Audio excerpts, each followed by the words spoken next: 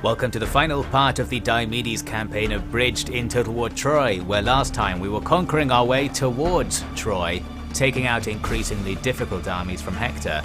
But in all cases, simply spamming trash prevails, our sheer numbers allowing us to gain victory and then constantly exploit new recruitment and replenishment to carry on our momentum.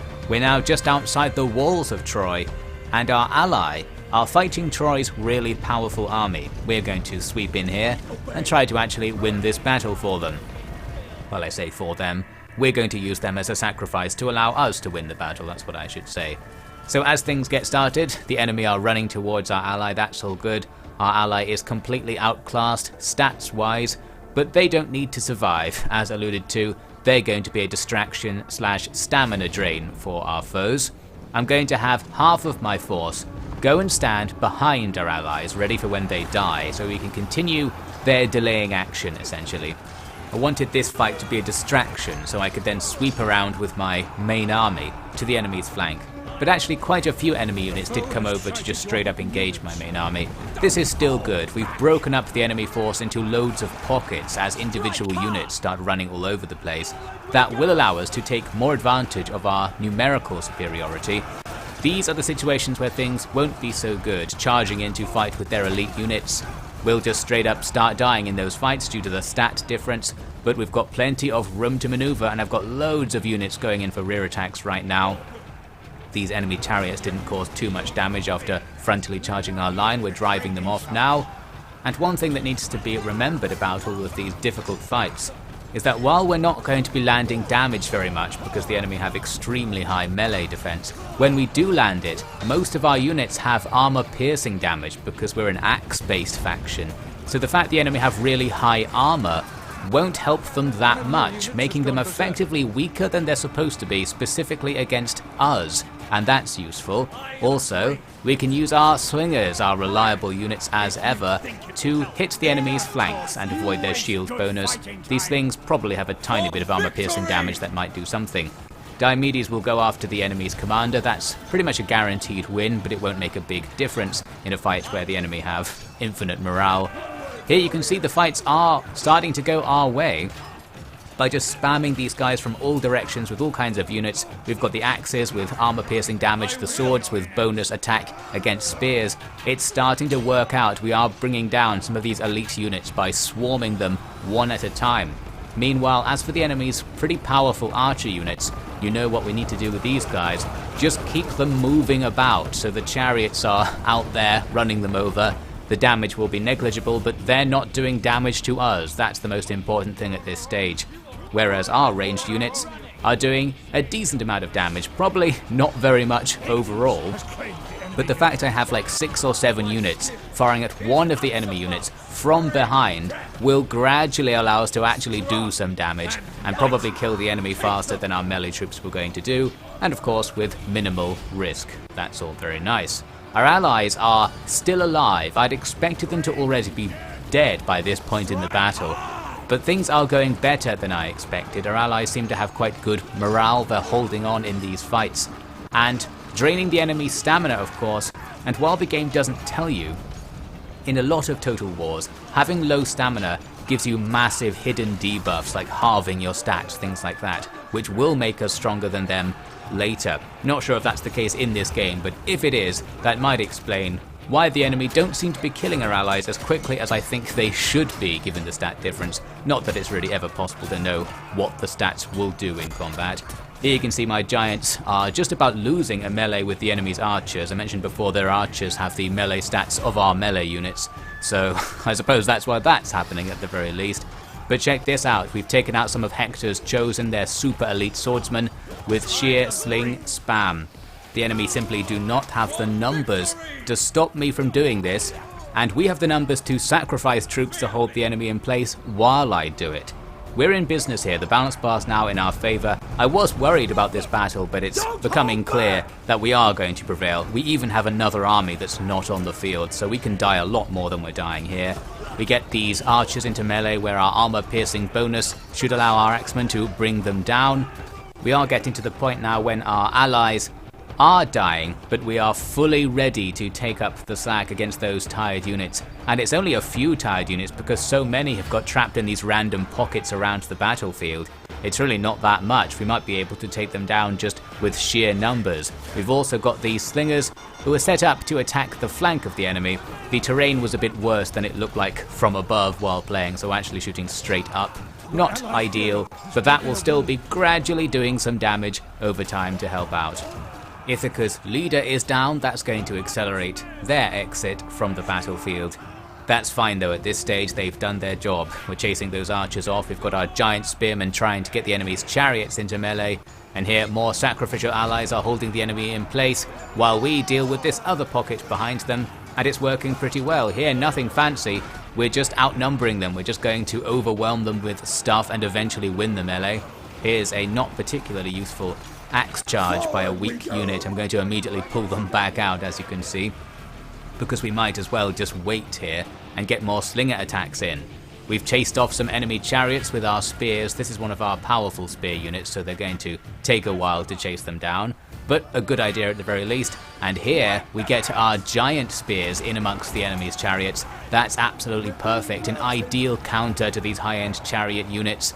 Looks like they know they're in trouble because they're getting out of here. And as you can see by the balance bar, this battle is going to be a win. We just have to close it out. Generally speaking, the enemy have so much morale that it's hard to get them to rout, but we can kill them all at this stage, and we don't even really need all of our troops. You can see I've got a lot of guys just sitting around waiting. I don't really want to go into the main fight there, since we're just going to hold the enemy in place and sling away. Shout out to the slingers who've been with our army from the very beginning. Our early game units are still going strong here at the end of the game, facing off against the enemy's most powerful troops and still doing the damage by sheer spam, essentially. That's the key to slingers. They're cheap and they're kind of good, and that's good enough for a situation like this where the enemy just can't stop us from gradually stoning them to death. It really is that easy. Just pick up a sling, spin to win, and that's the end of even the most powerful enemy units. Well, not quite. It's going to take a while since we don't really have the damage. But we've got the time and we've got the troops to sacrifice here to buy the time. We're dominating this field. Just a case of actually whittling down the enemy to the last couple of troops now. I threw Diomedes into the melee, and here he's actually going to be quite efficient because while he only has a single unit attack, or attacks one model at a time I should say, it does loads of damage, and against units or models that have loads of health, armor and stats, that's actually going to be pretty good. It's kind of like he's fighting a hero, but lots of heroes all at the same time, so his anti-hero capabilities come in useful as he kills the enemy one by one. Well, doesn't really need to be there, but he's in there for the glory, I suppose. The enemy are now finally starting to break. I hit the Control A and gave an attack order on the middle of the blob. We swarm in to seal the fate of Troy's last line of defense. They would in theory have another army after this, but you may remember they were killed in an earthquake handily, so we don't really have to worry anymore. This is going to be the end of Troy. Ithaca will get part of the glory here, unfortunately, since it was their idea to start this battle at all. I was too scared of the enemy to engage them. Turns out it was all fine in the end. We didn't lose any units and we didn't even use our third army, so we totally could have just done that ourselves and got this over with earlier. Not that that makes an enormous difference since nothing happened while we were waiting there. Finally, we come to the critical moment of the war, when we need to take Troy itself, but that previous battle was the real critical moment. This is, well, it's an auto-resolve that we're not allowed to auto-resolve, so we have to go in and do this manually. We actually get this cinematic flyby of the city as we arrive, and we can see said city is not in the best condition thanks to this earthquake thing. The city does regenerate after the earthquake, but I'm guessing that doesn't happen if you have it under siege. So they're still at their most destroyed condition. The walls are completely gone for the most part. We can just walk on in, and their garrison will start off at like 10% health. Therefore, we don't really have to do anything here, especially because we've got like 4 armies queuing up for this battle.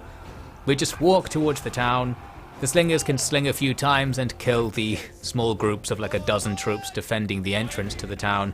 I had Diomedes just walk on in by himself. Figured he can probably solo this battle, especially against these small groups of elite troops. As I said before, he's pretty good at fighting elite troops since he's a hero killer. So we kill a few of them. It actually ended up being easier than I expected, because they all got this vastly outnumbered morale debuff thing on their tooltips, which is basically the same as army losses, where it just causes everything to rout without any damage. So as we walked through the town, the fight just ended, and that's that. Troy is in big trouble. That's not going to conclude the Trojan War, technically, but it's a nice piece of punctuation. And we of course will get Troy as a result of this victory, a nice high-level settlement for us to use, and it's going to be coming with loads of fully upgraded buildings. So finally, on the front lines, we'll have somewhere where we can recruit real troops. We don't need them at this stage, but the age of trash could theoretically come to an end. I could sit here now and start replacing these armies with some good stuff. We're not actually going to do that. Instead, we'll just repair up the town. You actually can't repair the main settlement chain because it was destroyed by an event. You have to wait for another event to bring it back. So we'll just leave the city in ruins and continue what's left of the war, which isn't very much really. We can carry on to attack the next city up the coast, and by sheer spam we can just take it with a quick auto-resolve. And this happens to also complete the defeat 3 Pelagian armies quest that Diomedes had. So that's another epic quest out of the way, and that's what we're actually supposed to be doing, by the way, in the game, doing these epic quests. The next one is to win 3 night battles. A bit late in the game to be receiving this. We've definitely won way more than 3 night battles so far, but we have to win 3 more, and that's only really a bit difficult because there aren't 3 things for us to attack in the area. There's one thing we can attack, and I'll go after it right now. So here's 1 night battle to win. Don't need to bring up the other armies because they wouldn't participate anyway.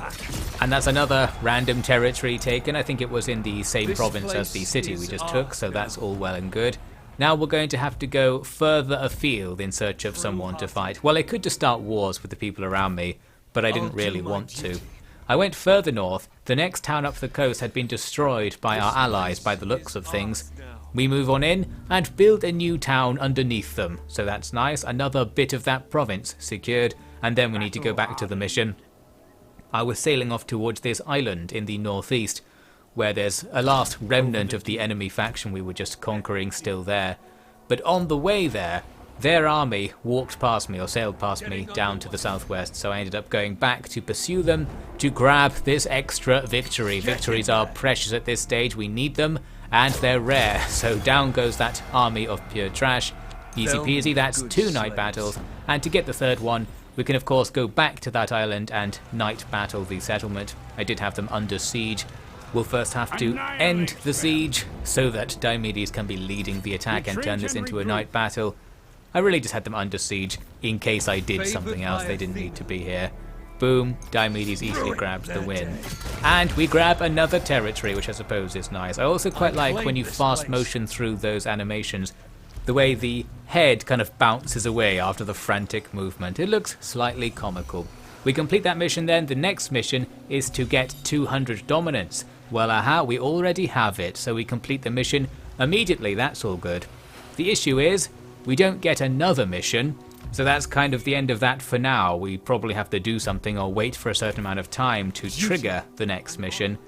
Well, I didn't really want to do that. I was willing to sort of do them if it kept telling me what to do, but now that we don't have anything to do, we're just going to progress towards the end of this campaign. There's one thing I need to do to actually meet some more victory conditions, and it's this auto-resolve. We had Hector's last territory under siege for like 10 turns. They were dying of starvation, so we just killed them with some trash, and that's that. Hector goes down. Just before we defeated them, Hector was declared my antagonist faction. We pretty much bypassed the antagonist mechanic in this game, but he became my antagonist just before dying. That's actually helpful because it completes another victory condition of the other victory route that I'm not doing, the Total War route, where you have to have defeated at least one antagonist type faction. foes. Anyway, we've done that now. Hector's out of the war, which means all of the Trojan factions we needed to defeat for our regular victory conditions are gone. I was going to conquer some guys off to the east, but Ithaca did it for me. We're left at war with only a couple of random locations, who we're at war with through alliances and I've been ignoring for a while and will continue to ignore. So with that I thought, well, let's just end the campaign right here. We'd have to start some trouble to get more action. And there's not much point because I don't know what we're supposed to be doing anyway. We've completed most of both victory routes, but not all of either.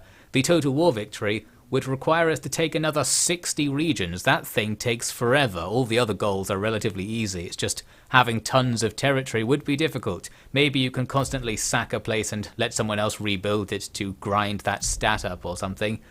But we are certainly not going to be doing that, so let's just pretend that by combining the various conditions of both victories, we've won some kind of victory, the Divinian victory, and that will do for us. Thought I'd take a brief look at the stats at the end. There's this record screen in your faction summary menu where you can see yourself colouring the map. On the right there you see the yellow of the Amazons taking over everything, and then some of that turns red as we take over them.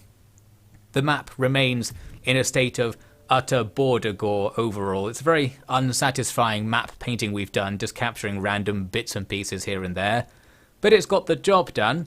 Here's the actual stats list. The economic stats are very useless because it tells you how much stuff you've got and how much stuff you've spent. Well, you probably spent all of it because there's no point hoarding resources. At least you should have spent all of it, I should say. The only really interesting stat in here is in the units section where you can see the ratio. We destroyed absolutely loads of enemy units, over 1,000, and lost fewer than 100. It's very misleading because you can lose a unit down to 5% strength and then have it regenerate, and that doesn't count as casualties. It doesn't tell you how many guys you lost compared to how many guys you killed. So our overall military and battle performance is hard to gauge from this screen, but it was probably good. Leaning into the game's own necromancy mechanics, we didn't lose that many troops, and our foes lost a great many. That's that then, that's the end of this campaign. Looks like we did it, whatever it was. At the very least, the Trojan War has been won for the Greeks, and now the world, as we can see here, is mainly blue, meaning it's mainly allied to me. A very stable situation to end the game in. The next thing I'll be playing is Stellaris Nemesis, that DLC that just came out, because they gave it to me for free, and that's a good enough reason to play it. I also wanted to see how it plays, because I did like the idea of playing as a crisis faction, which I think is how they advertised it. I'm pretty sure that's not what it's actually like. I'm pretty sure I'm going to be disappointed. But join me for the rants, at the very least, in the next series. And of course, if you have more suggestions for other things you would like to see me play, feel free to comment them in order to feed the algorithm. I'll see you next time.